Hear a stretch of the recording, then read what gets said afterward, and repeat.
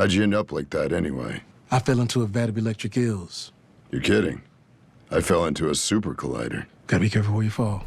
There's no loyalty amongst thieves. It's a lot of dynamite you're dealing with. Having supervillains explain how they became supervillains to each other is hilarious. It's just so funny because it's so ridiculous. I love the idea of putting a bunch of rogue villains together and just watching them meet each other and hang out and talk. Like, it's just, I've never really seen that.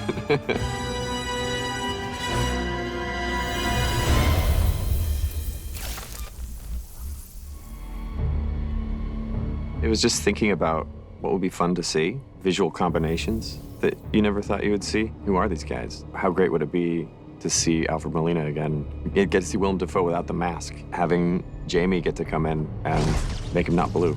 You make me sick. Leave me alone. Hiding in the shadows. Norman Osborn, Green Goblin is just like, I mean, to see him work when we're on the set in, gods don't choose, we take. And you go like, oh, shit. And that cackle, I was like, oh, I mean, that's real. You know, I forgot I was in the movie. I'm sitting there with my popcorn like, this motherfucker's good. Willem is just fearless, and Willem doesn't give a flying whatever. I'm doing this. He's just like so unself-conscious as an actor, just totally free, and that's the dream. It's one of the most surreal experiences I've ever had in my life. When he becomes the Goblin, he is terrifying.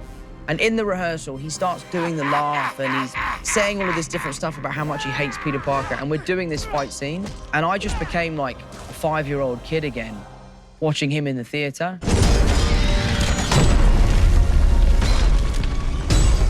Hello, Peter. Hi. Alfred was blown away by the advancement in technology. When he made Spider-Man 2, his arms were puppets. He had 4 or 5 guys moving him around at a time. Alfred, you know, as Octo is just, to watch him work, he's so funny. Once they say cut, I mean, bro, the jokes and everything like that is just like nonstop. Is that 40 with a GH or? Yes. Okay, got it.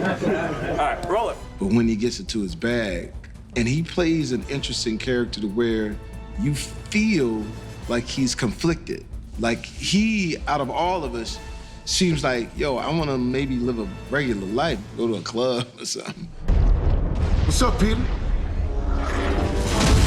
How you like the new?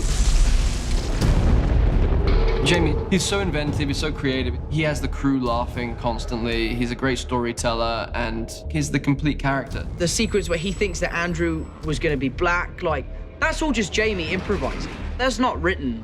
Oh, man, I'm sorry. Don't apologize. There's gotta be a black Spider-Man somewhere out there. And it adds so much humor and so much love and life that I would work with Jamie Foxx on anything. Honestly, I love the man so much. Electro's waiting on something to break so he can say, oh, let me get in, let me get mine. So that sets the table for something very interesting. All of those villains in an apartment that Peter takes him to, I mean, that's like smoking a cigarette at the gas station, pumping the gas, you know? So it's an exciting thing. Oh my God. What have you done? I liked you better before.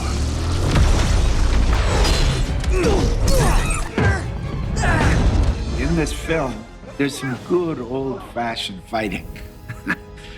Punching, kicking, to the body stuff. I'm still not admitting that I'm too long in the tooth to do this stuff, so I still enjoy doing it. So to do this physical stuff was important to me. He is still in incredible shape. He phoned me up prior to this movie and was like, I just want to let you know, I want to do as much as possible. And he was just a trooper. He has a pretty intense, high-energy fight scene with Tom. It's unbelievable to see his dedication and how hard he worked to bring that same Green Goblin back that we saw in the first Spider-Man. That's just so mean and so violent. You tried to fix me. Now, I'm gonna fix you. I was so impressed with him and just his ability to have that kind of energy during something like that. I got that Tony Stark shit.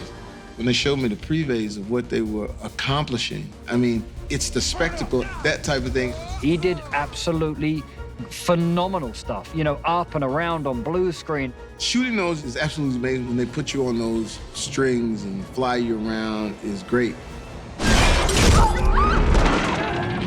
Catch!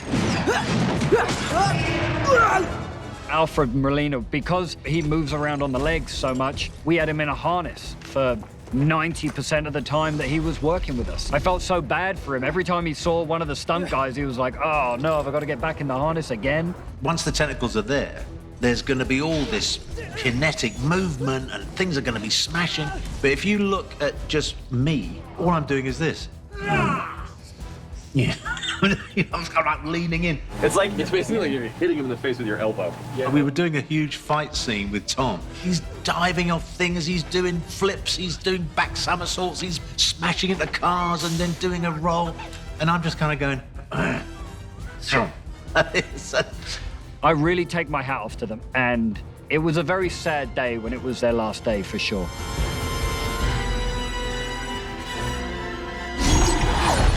There's so many great actors that have been in these movies, and to be able to bring them all together and to find a way to finish their storylines maybe in a different way.